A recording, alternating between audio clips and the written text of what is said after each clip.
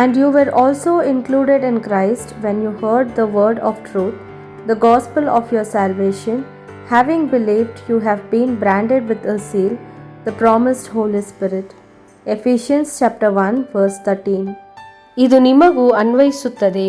ನೀವು ಸತ್ಯ ಬೋಧನೆಯ ಬಗ್ಗೆ, ಅಂದರೆ ನಿಮ್ಮ ರಕ್ಷಣೆಯ ಕುರಿತಾದ ಸುವಾರ್ತೆಯ ಬಗ್ಗೆ ಕೇಳಿದಾಗ ಕ್ರಿಸ್ತನಲ್ಲಿ ನಂಬಿಕೆ ಇಟ್ಟಿರಿ.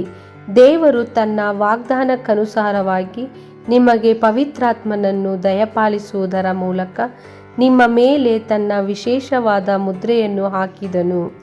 ಎಫೆಸದವರಿಗೆ ಅಧ್ಯಾಯ 1 ವಚನ 13.